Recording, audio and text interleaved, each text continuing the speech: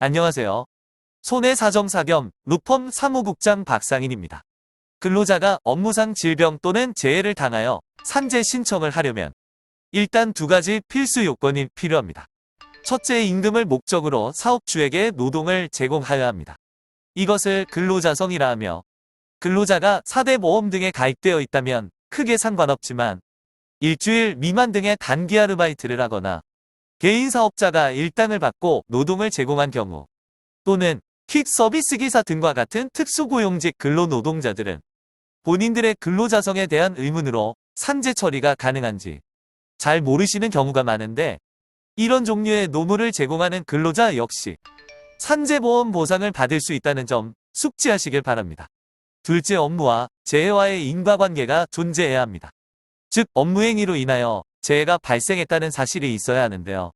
직접적인 업무행위는 물론 업무 중 휴식 시간에 계단에서 미끄러져 다친 상해, 출퇴근 중 교통사고, 심지어 상급자의 개인적 부탁 수행 중 발생한 재해에 대해서도 그것이 업무 시간 중이었고 전반적인 정황상 업무의 일환으로 볼 수 있다고 판단되면 산재보험 보상을 받을 수 있습니다.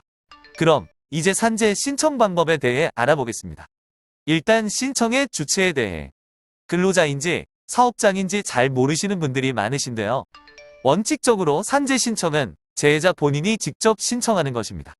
근로복지공단 요양급여 신청서를 직접 작성하고 치료 중인 병원에서 발급받을 수 있는 요양급여 의사소견서를 근로복지공단에 제출하면 신청이 완료되는데, 실무적으로는 재해자가 입원한 병원이 산재 지정 병원이라면 병원 원무과에 요청하면 대리하여 산재 신청을 해주고 있습니다. 여기서 중요한 점은, 기저질환 등 기왕에 질병이 있으신 분들은 산재 신청 전에 전문가와 상담 후 신청해 보시는 것을 권유해 드립니다. 재해 상병 부위에 기존의 질병이 존재하면 공단에서는 업무와 재해와의 인과관계를 단절시키기 때문에 신청 전에 미리 의사소견서 또는 과거 치료받았던 건강보험 요양급여 내역 등의 검토가 필요하기 때문입니다. 산재 신청을 받은 근로복지공단에서는 신청서 검토 후 먼저 재해자가 근무한 사업장에 문답서 형식의 재해조사 확인서 제출을 요청하고 사안에 따라 산업재해 조사차 사업장을 방문할 수도 있습니다. 사업장의 협조로 재해조사 확인서가 신속히 제출되면 업무상 재해의 경우 신청 후 보통 7일에서 14일 정도 사이에 산재 승인이 통보되고 있습니다. 반면에 사업장에서 비협조 등의 지연 제출을 하거나 사업장이 산재보험에 가입되어 있지 않은 경우에는 문제가 발생할 수도 있습니다. 그래도 일반의 산재 신청 승인 기간보다 지연될 수는 있으나 산재보험은 사업장에서 필수적으로 가입해야 하는 의무보험으로 규정되어 미가입 시 과태료 부과 대상이며, 근로자 입장에서는 사업장이 산재보험에 미가입되어 있다 하더라도 국가 정책적으로 사업장에 근무를 하면 당연가입자 신분이 되어 산재보험 보상을 무조건 받을 수 있습니다.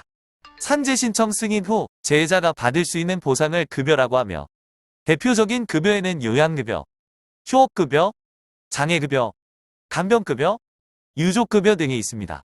이러한 급여 보상은 산재보험법에 정한 규정에 따라 지급되는데, 요양급여는 건강보험 급여 부분 전액, 휴업급여는 평균 임금의 70%, 장애급여는 장애 등급에 따른 장애일수의 평균 임금을 곱한 금원을, 유족급여는 일시금 기준으로는 평균 임금의 1474일을 곱한 금원 또는 연금 형식으로 급여하고 있습니다. 이러한 각각의 급여는 산재 신청과 마찬가지로 재해자가 근로복지공단 소정의 양식에 기재하여 급여 사유 발생 시마다 청구해야 합니다. 산재 신청 단계에서 불승인되는 사유는 앞에서 언급한 근로자성 또는 업무와 재해와의 인과관계 존재가 신청 요건 기준에 부합되지 않을 경우가 대표적입니다. 여기서도 근로자성보다는 업무와 재해와의 인과관계 부존재, 즉 재해로 인한 부상이나 질병이 아니라 예전부터 가지고 있던 기왕의 질병이라는 이유가 주된 사유입니다.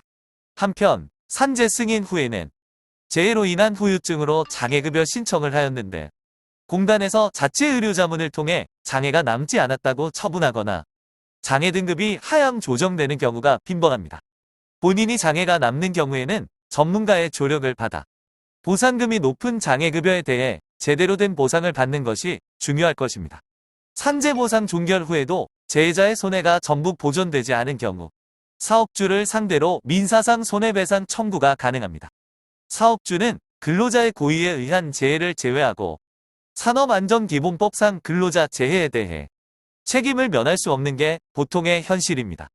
보전되지 않은 손해의 대표적인 항목은 비급여 치료비와 향후 성형치료비, 휴업손해, 평균임금의 70%에 차액 30%, 위자료 등이 있습니다. 이 중 위자료는 재해자가 후유장애가 남는 큰 부상일수록 고액의 손해배상금 청구가 가능합니다. 오늘은 산재 신청 요건, 방법, 절차, 불승인 사유, 산재 종결 후 추가 손해배상 청구에 대해 알아보았습니다. 정보가 유익하셨다면 구독, 좋아요, 댓글 부탁드립니다.